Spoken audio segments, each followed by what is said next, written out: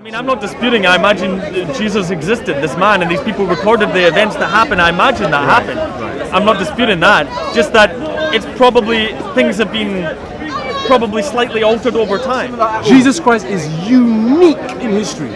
Absolutely unique. There is nothing that came before him. Nothing. What about Dionysus, the god of alcohol, who had 12? The Greek god of wine. Wait, okay. What was his name in Egypt? All the gods, all the so-called gods from Assyria and Sumeria and Babylon and Egypt and No similarity. they all have the same personas, but they've changed in names. You're saying that every man should think for themselves, every man should have their own spirituality, Yes. every man should basically be, and I'm saying to you, if you don't have a precedent where we've all come as one, we're all having peace as a result of that, then what makes you think that we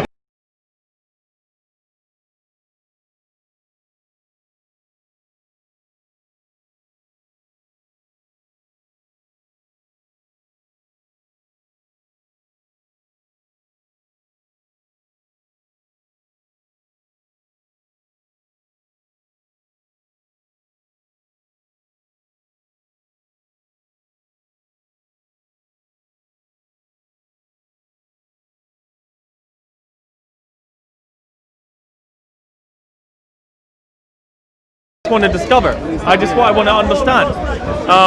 But if you don't want to talk, it's cool. I'm looking for conversation. So what's your standpoint? I'm a Christian. Can you tell me about it? Why? So Jesus Christ is a historical priori. We have testimony both within and without the Bible. We know that this person made certain claims and he did certain things. And historically they have been attested to. We have eyewitness testimony, as well as we have outside of the witness testimony. We have the history, we have the historicity of the Bible, we have church fathers, we have Tacitus, Justin Martyr, we have so much evidence for our manuscripts. Right? Our manuscripts, we have over 5,000 Greek manuscripts, another 35,000 Latin manuscripts. We have Georgian, Armenian, we have North Africa.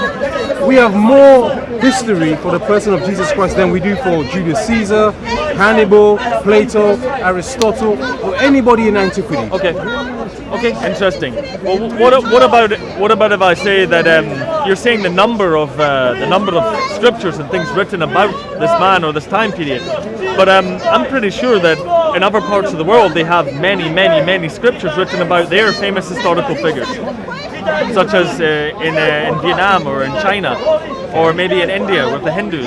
You know, they have a lot of information about what happened then. The Christian you know what I mean? faith. So then the number of information for me doesn't constitute truth. But you believe in Plato. I've heard that Plato existed. You believe in Aristotle. I don't know about the word belief. It's the wrong word. Like, I don't believe You that. accept that there was a person called Aristotle. I've heard that there was, and I've read his writing. Yeah. Was John F. Kennedy, was he assassinated? I've seen a video of it. It looks like it. Was Abraham Lincoln, was he shot? I don't know where you're going with this, so you might get Because the point. what I'm trying to say is, the way history works, right, is usually we have something called speculative history. So for instance, yesterday's history, but we can only speculate exactly what certain things are. And so when we look at ancient figures in antiquity, read, for instance, like Shakespeare or Aristotle, Plato, the books that we have regarding these persons are approximately 400 years after they lived, 500 years, 1,000 plus after they lived. But with Jesus Christ, it's totally opposite, because we have from the first century, from the time he lived in, we have works, we have books, we have the ahistorical canon. And so history is very important. It's very important. You cannot go forward until you understand what history is. Right? You can't base your future on something abstract. It needs to be based on something that's happened already. Right? Are there different interpretations of history, though? Well, no, I don't believe they are. No. Well, surely there must be, because as the history has been recorded, it'll be recorded by different men and women, right? And those men and women have got different ideas or preconceptions or things that they might put emphasis on. Yeah. So therefore that gets passed down. Yeah. I mean, I'm not disputing. I imagine Jesus existed, this man, and these people recorded the events that happened. I imagine that happened. Right. I'm not disputing that. Just that it's probably, things have been probably slightly altered over time. As you go further back, things tend to change. Well, the story gets twisted. This is the marvelous fact about the Bible, that we can rewrite the whole Bible by just using the letters of the church fathers. Right. So the church fathers, they existed between the patristic age, right, and the first century. Right. I mean the 4th century. And these guys, they were writing to one another, and every time they wrote, they would write verses out from the Bible. And so now we can basically do the whole Bible just using back from that. Okay. Now this is we're talking about 2,000 years old. So we can go back to the first church fathers. We're looking at from Justin Martyr. We're looking at people like all the way to the 4th century, like Tertullian, and we can reconstruct the whole Old and New Testament just using their works. Interesting. Good. I got another question for you. Sure. Thank you. A personal one though, so if you don't want to answer it, doesn't matter. I mean, don't answer it. But because we're talking about belief and faith, have you always been a Christian? No. What happened to make you come to Christianity? Okay, so genuine Christians, they have the way. First of all, they don't choose to believe in God. If you are genuinely a Christian, you don't choose to believe in God. Because I used to be boxing, a DJ, and doing everything that most people do in life. Right. And then I have an experience. The experience is now a catalyst for me to begin to read about this book called the Bible. Right. That now becomes that determines, okay, that clarifies, that gives me the kind of like method of that explains the experience I have. If you don't have the experience, there's no way you can begin to say, okay, I'm going to believe in God. Right, so you need a spiritual experience. Correct. That's interesting. I've not heard many people talk about that. Correct. Very interesting. You can choose to say, oh, now I'm going to be a believer. But somebody can come around and can dissuade you by using intellectual. So for instance, if I take you to the Grand Canyon and you see it and experience it, nobody can convince you when I bring you back that it doesn't exist. It's your experience. Right. And in the same way, the way God begins every Christian, every spiritual Christian's journey is that they have an experience, and that experience is like, wow, what is this? That now begins the journey. Then, sure. Very interesting. I don't want to interrupt you. Just like I want to keep it moving. So this is more about opinion. Because of what you said there, I find it very interesting about spiritual experiences. I've had spiritual experiences of my own. Do you think you should teach children about religion? Should you educate your children to be Christians as they have had no spiritual experiences themselves? You know what I mean? Well, let me clarify something. Children, for instance, do not necessarily know spiritual things, but they are aware of moral things. They are aware of right and wrong. Well, yes and no. But you don't need to teach them religion for them to know that. Well, absolutely, you're absolutely right in that. But the thing is, it's like children, it's all about their person, right? Their person is being developed. So from a time of childhood, they are learning the distinction between right and wrong, what's good and bad. Yep. Should they steal? Should they lie? And if you bring your child up in this way, it's more than likely that they can acknowledge that there is a God who gives them the commandments, right? Don't lie, don't steal. So I know many young people, young children, and the first thing they say is like, who taught us this? Who taught us how to be this? Why should we do this? Right. But gradually, when they begin to acclimatize to this experience themselves, not doing bad and evil, then it becomes accepting like, yeah, there is a God. There is a God. They themselves are brought into the experience by them choosing. I won't lie. I won't disobey my parents. Okay. I will try and conduct myself in a way. So yeah, it happens in both ways. But do you believe it's possible for a child to be educated in morality without the mention of God? Because for me it was the case. Yes. And for others I imagine it's the case. Oh yes. Alright, so it's not connected. For me that those two are not connected. Like having a conception of morality and a belief in God are definitely not connected. I mean most people who don't believe in God, they bring their children up to say, don't lie, don't steal. Right. Be nice, be gentle. Because it's social, it's what we need to be socially accepted. Culturally speaking, socially accepted, for us to be acceptable with one another, to formulate respect and build respect to other people. Okay. You don't need religion. You don't need but I have to clarify something. I am not religion. I don't have a religion. Right. I'm a Christian. And the Christians, like, you don't have a religion with your mum and dad. You have a relationship. And in the same way, the person of Jesus Christ, he is not a historical entity, a martyr from history. We don't believe in the historical Jesus. We believe in the living Christ, the Christ of today. So still alive. The man never existed. Oh yes, he existed, but he's still living. Okay. Right. The conception of the idea, the energy of it. No, the person, the spirituality of it. Okay. Right? So he is actually, so the Bible makes it very clear that he's eternal, that he's ever living, that he has no beginning and he has no ending. But there's no point in time when he begins to have an existence. No, the Bible makes it very clear that he is the Word who was in the beginning was with God, and the Word who is God. And that this Word continues today, right now. Okay. I got a question. So from your position, or from the Christian position, maybe it's a difficult question to ask.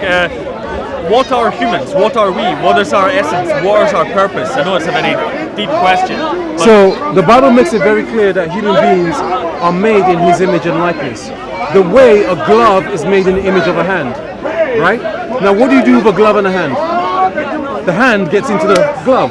So the purpose that God, when God makes man, he makes man with the intention that he would be his content, and that man would now be his expression. But do we not have godliness within ourselves? Well, yes, to a certain extent you do. You have kindness, you have hope, you have a certain amount of love.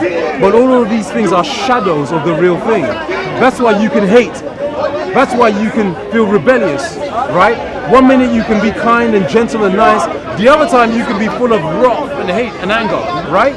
Because the Bible makes it very clear that man has fallen from a particular condition, a particular state. That's why you can feel these things. And these, I should make it very clear. Human beings right now are not the human beings that God made. Right? No. Why not? Because you have something in your nature that is called sin. And that sin, right? That because of sin in you, you now consider God to be an enemy, according to Colossians. You really say, I don't even believe in God because of the sin in you, right? I think that's a bit of a jump, because I mean, I only go by what the scriptures say. But okay, I don't want to offend you, but no, offend away. Definitely not. It's not my purpose in the part at all. I want to find out what you think. What I mean is, I would say maybe it's more valuable to think for yourself, though. You know, you say that's what the scriptures say. I understand following a belief system, but thinking for yourself maybe is more valuable. Well, we've had thousands of years of people thinking for themselves. We have all kinds of philosophies. We have all kinds of scholarly teaching. We have Confucius. We have people like Kierkegaard and Heidegger, existentialists. So thinking for yourself, and yet here we are. This is where we are, thinking for ourselves. I know, but okay.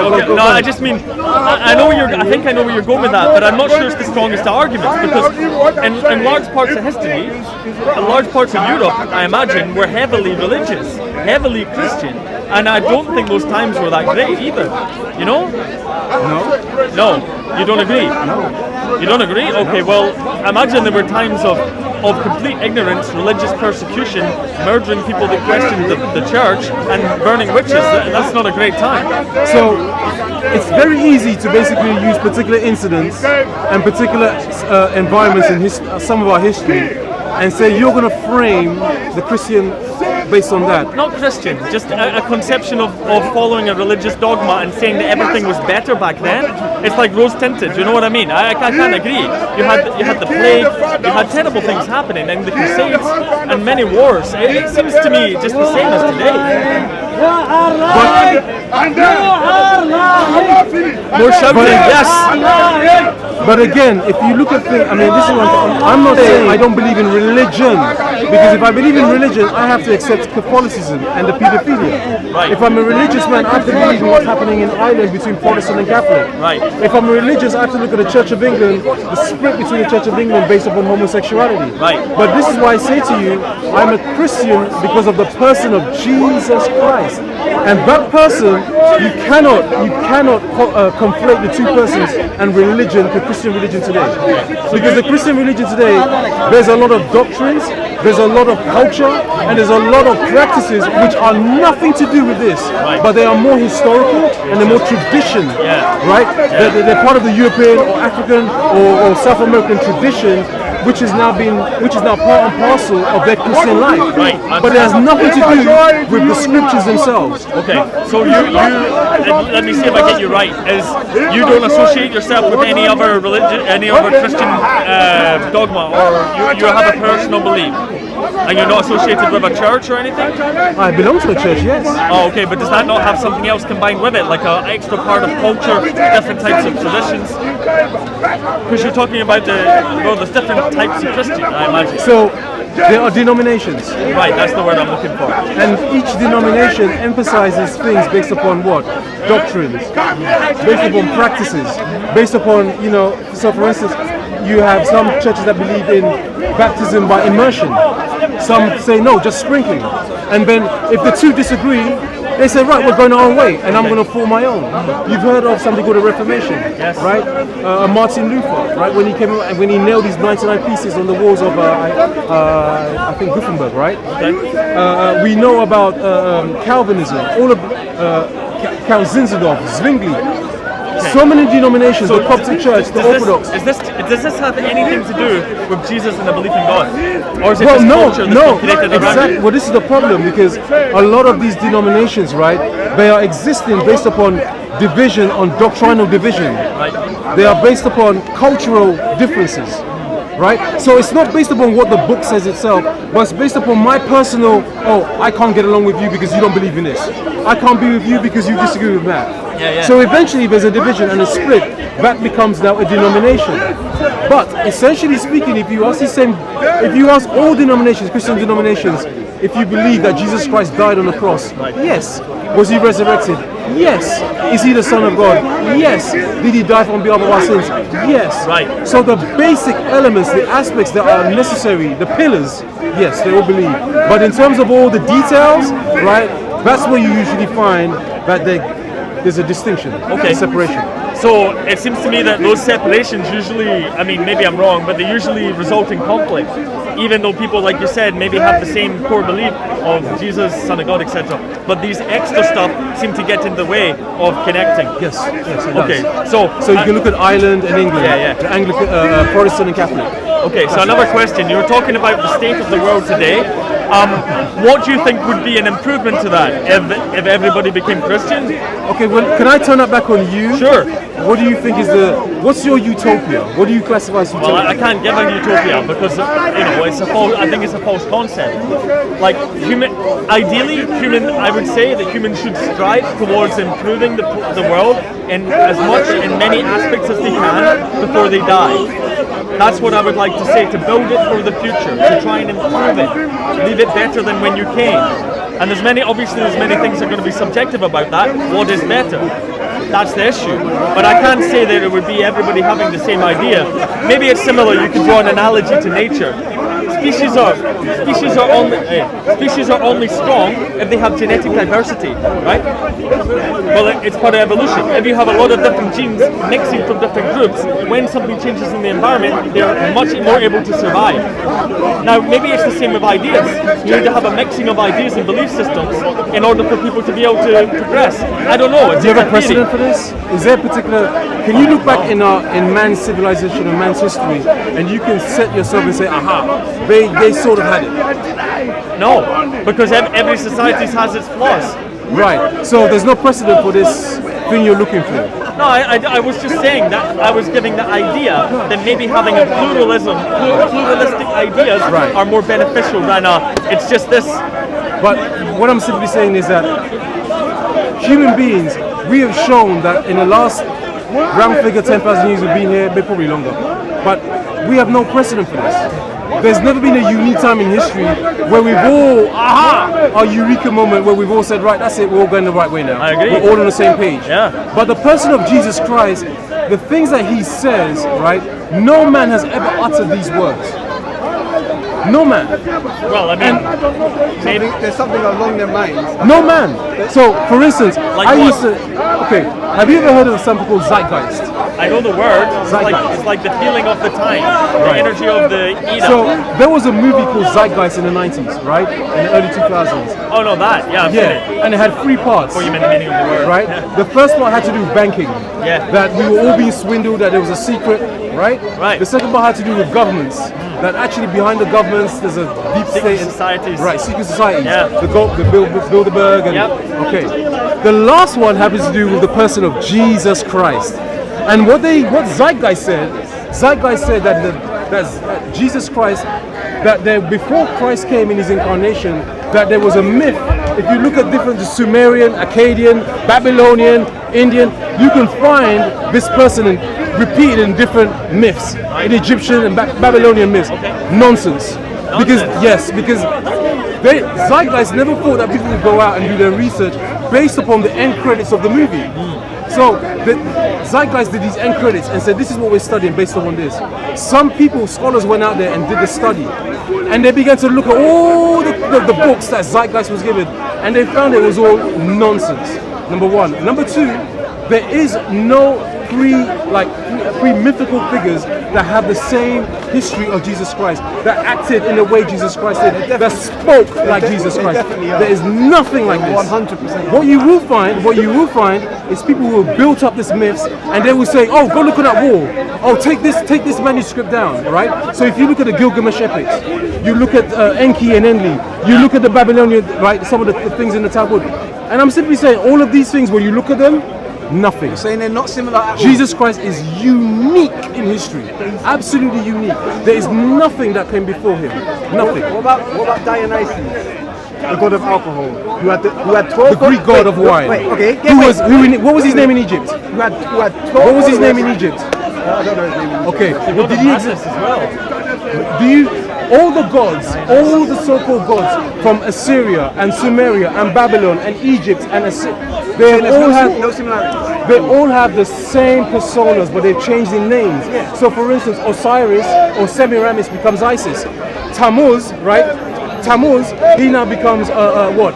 Ashtaroth, and later on, which we get the word Easter from. Ashtaroth, Esther, and Easter. All the so-called gods, all of them. None of them are like Jesus. There is not one that came with the same attributes, with the speaking, with the acts, with the whole, with the person. Nothing is like this in history. Nothing. Okay, but for me, it doesn't really prove anything. Well, no, I'm just answering this. Maybe. Okay, fair enough. But we're all unique, you know. I mean, we're all speak and act in a different way. So. Yes, but you wouldn't claim that you're the son of God, would you? No. Why not? Not in the way that you think it. Maybe I have my own idea about spirituality. Tell us, what is your idea about spirituality? Well, it's not it's not actualized. Is it subjective only to you, or is it? Well, it's going to be pretty difficult for anybody to understand. It's an act. For me, it's an active process. Like I said, as a skeptic, I don't.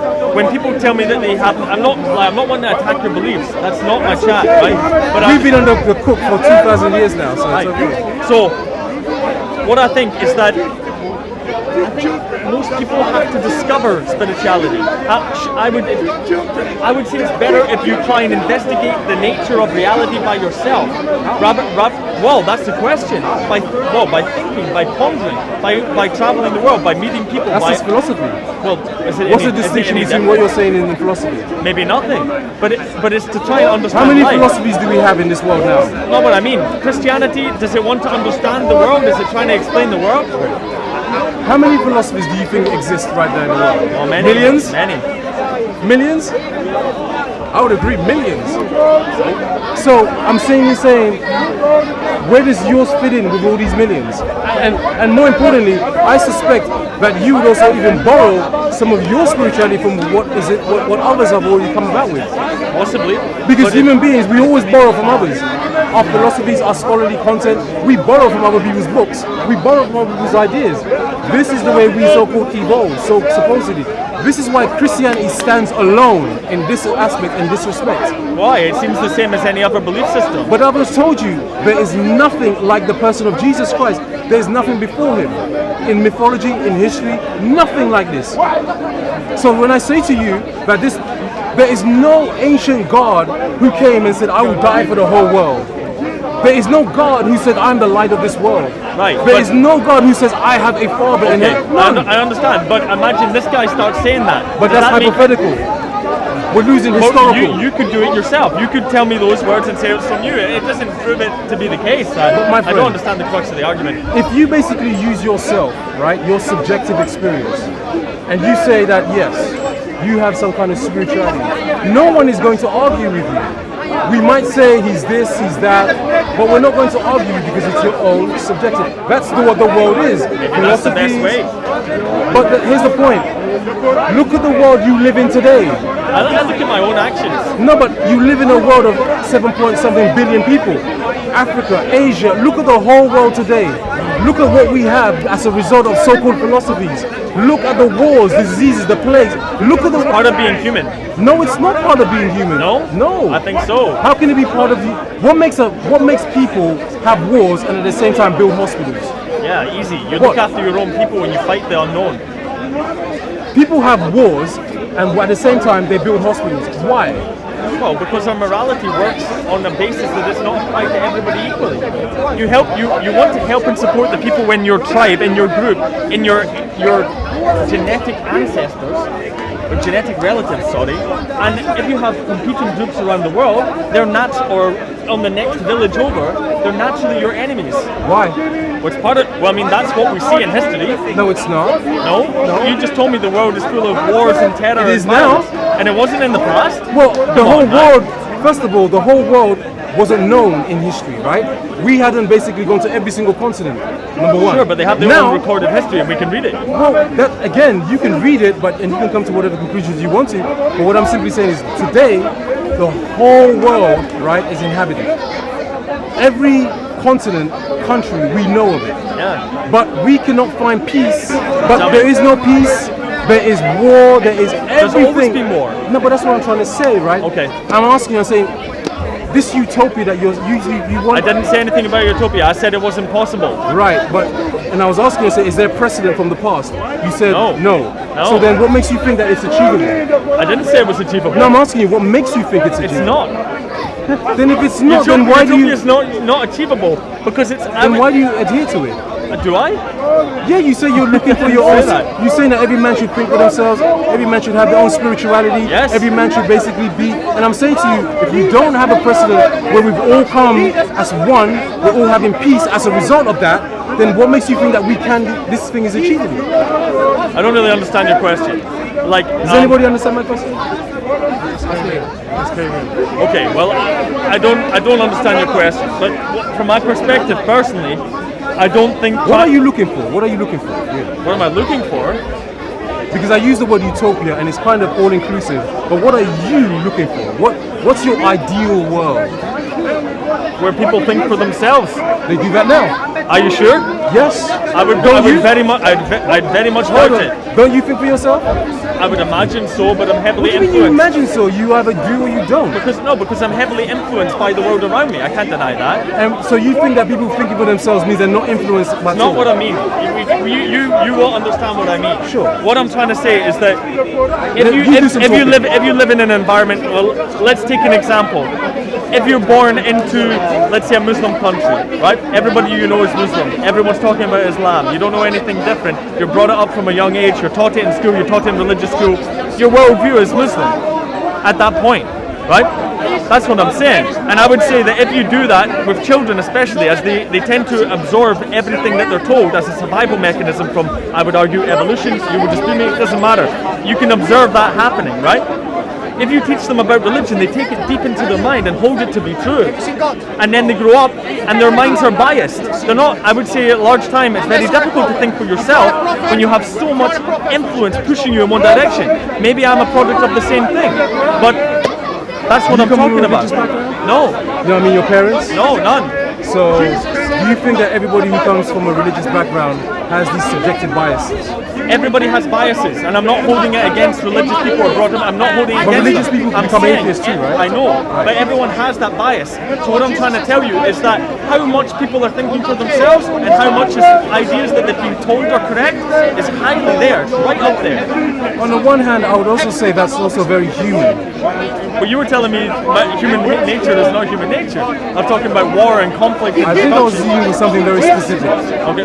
All I'm simply saying is it's very human for us to grow up in a particular environment and leave that environment holding on to the things that we've been taught. Right. It's very human. That's part of our development. Right? It's in our DNA to hold on to things that we know or we think we know. It's just who we are. Yeah. So that's normal. Right. So I would say that most people are not thinking truly for themselves. They're not questioning their dogmas. So you're looking for somebody in this world who's not influenced at all. No. I'm saying it would be a better place if people question what they're told. So philosophers question what they're told. So they critique. It's called critique, right? Back and forth, right? Christians critique and question some of the things that they've been told. Good. Right? So for instance, today we no longer believe in purgatory, right? We no longer believe that simply in the doctrine that Jesus Christ is not God. Right. We question. Yep. We go on. We build. Yeah, good. That's just part of being human. Okay, that's a good thing. It's a normal thing. Right. So, But it sounds to me that you want to do the approach of no man's an island approach.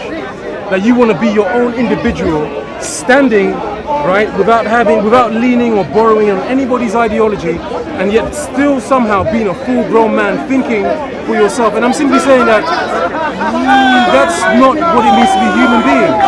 what does it mean then? Well, human beings, right, we are like bees. The goal is honey, but the only way we produce honey is by us in a corporate way, right? We all have to function together in order to produce something sweet, in order to produce something corporate. What do you mean? Like production of society? I'm simply saying that we are corporate. Our genes, who we are, human beings, we are more corporate than we are We're individual. a collective. Yes. Yeah, we are meant We to be can be collective. individual. We can be individual. Yeah. But to be individualistic, which is what you're suggesting, which is basically think for yourself, have no kind of outward influences. No, I didn't say that. But think for yourself for sure. But, No, but we do that now.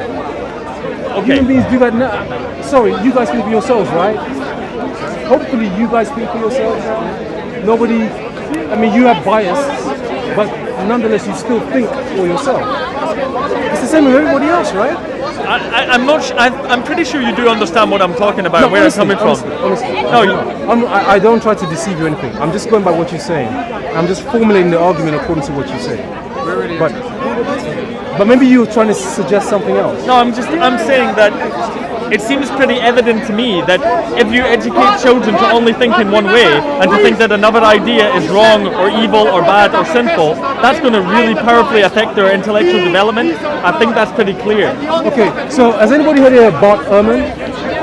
Bart Ehrman is a textual theologian. That is, he looks into the textual criticism. Right. Now, him from a child all the way, he was a believer.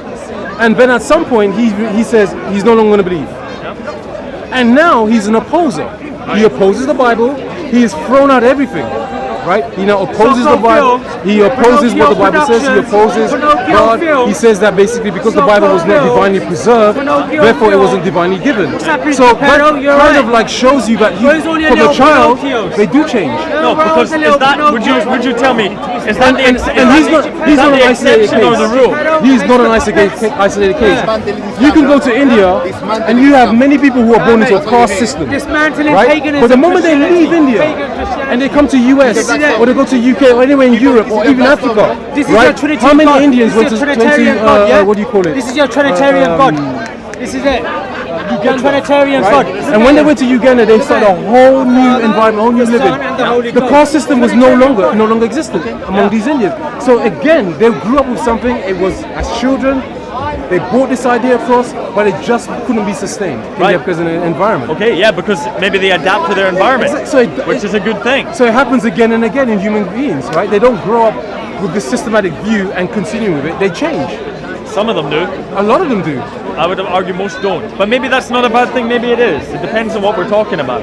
If you're Muslim, I would say leaving Islam is a wonderful good thing. Why? Why?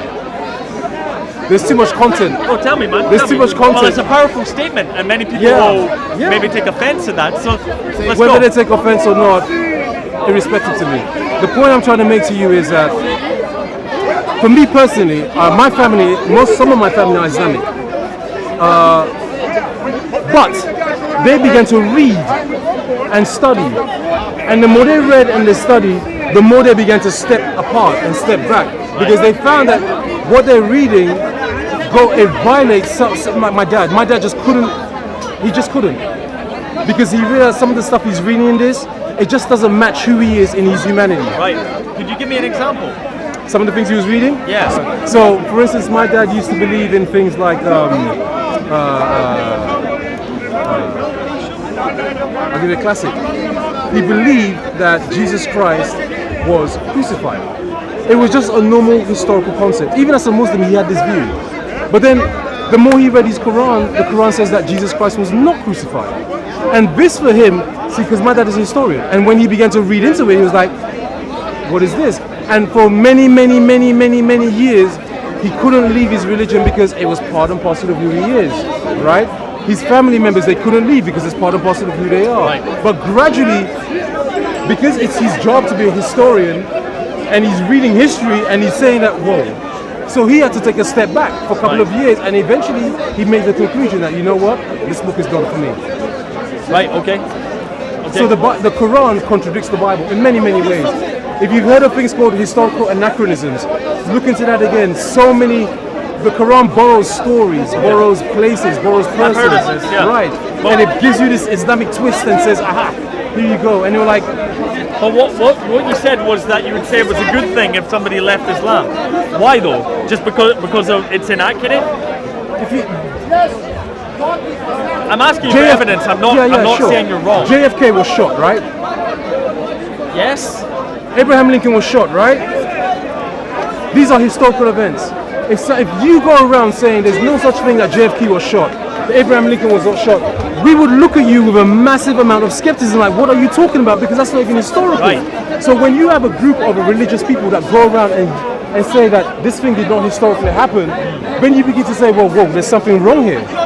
There's something fundamentally wrong here. Right. Right? Okay. Because it's like me saying that, I mean, there's other examples of this. Well, what about? I mean, well, what I'd be interested in talking about is a wee bit more in detail. There is it only can. I'm not one to put words in your mouth, but does it only concern you that it's maybe some things in its history are inaccurate? What about its morality? What about its teachings? You don't. Well, conflict with that? again, when I look at Muhammad's ethics and I look at Muhammad's morality, I cannot compare Muhammad to any prophet in the Bible. He stands alone. It's like having a brick wall made of gold, and in the middle of it you have one made of wood, and it's painted white. It just wouldn't stand in the same thing. When you compare, and this is what I say, all you need to do is compare and contrast Muhammad with any biblical prophet, and you just realize he stands alone. It's just impossible to put him in the same frame. Right, in the same paradigm as prophets. Yeah, okay. Right, it's impossible. So the God of the Bible, of the Old Testament, New Testament, he defines what a prophet is because he gives the prophets. Right, he's the one that gives. He calls what a prophet is, and he says what a prophet is not. Right. So when you have a man from Arabia 700 years after the Bible has been canonized for 300 years, Jesus Christ has now been. Christians have been persecuted for 300 to 400 years in the Roman Empire by the Byzantine Empire. This man comes along 700 years after the fact, and some of the things he begins to say are contradictory, not just to history, but to the faith of Jesus. You're like, whoa, what is this? Instead of then you ask the adherents. I say, listen, did Muhammad ever make a trip to Israel? No, he didn't. Could he speak Hebrew or Aramaic or any other Semitic language? No, he couldn't. Then how did he come to these conclusions? Apparently an angel spoke to him. Was there any witnesses of this angel? No, there were no witnesses of this angel. Have there ever been though? You know what I mean? It's more like something you hear in your head, it seems, which concerns me. But well, when we're talking about angels, you look at the way Muhammad has this interaction with an angel. Again, it's fundamentally different than the way Jews in the past or Christians in the future have relations with angels. yeah, I've heard that. It's fundamentally different. It was like terror and fear. He grabbed him by the throat, up a wall, says read 3 times. Muhammad comes out the cave, he's in fear and trembling. He runs outside. His wife is the one who makes the suggestion, go to a man, a Christian, a Nestorian by the way, and study what Nestorianism. But he goes to this man, and this man is the one that makes the suggestion, Muhammad, he makes his account, look, this is what happened to me, blah, blah, blah. Then the Christian says, yeah, I suspect you just met Jibril, the angel. Right. Now, from that point on, Muhammad now makes the assumption that, yeah, I met Gabriel. But the angel never gave a salutation to him, apparently. Yeah. The angel never introduces itself. It never makes a... And this is why I say it's fundamentally different from any other, because in the past, When an angel, for instance, appears to Daniel the prophet, or Zechariah, Right. or Mary, the interaction is fantastically different. So you automatically realize that whatever happened here, So you believe in angels, right? yes sir, Do they have effects in the modern world? Do they interact? Do they, They will. Do they intervene? they will, and yeah they do. So the Greek word for know is both ginosko and oida. There is both the objective knowing and then there's a subjective knowing, experiential. So for instance, if I have an apple and I say, how do you know this apple? You can't look at the smell and the shape and the colors and you can say you know it. It's true. But the other way is you take a bite, then you subjectively know it. With angels, it's in the same principle, right? You have to have a subjective experience. So there are millions of people on this planet who've had some experience of some of the angelic hosts. Some is true, some is false. We can only go by what they say, but what they say has to be used. They have to use fit what they're saying within the framework of the Bible. Right. If it doesn't fit in that framework, then we know that something else is going on, like Muhammad. Even if it does fit in that framework, how do you know they're telling the truth? We don't. But they wouldn't necessarily. I mean, I try to use, like, this is the principle of embarrassment, right? So, for instance, if my best friend came to me and said, "Hey, Harry, I just had an experience with an angel," and I would say to him, "Well, okay. If my worst enemy came to me and said, everything that you said is true because I've had an experience with an angel," it's more than likely I'm believing him because he's my worst enemy. He's hated, but now by his own admission, he's now believing because of Why certain do they take experience. this dog, man? Yeah, that's. He comes every time and sits and barks all the time. God in Christ. SOCO Films, this is the main man. Some man. Thank you, man. Buddy, I think we had a good discussion. Hopefully we learned something from both. Yeah.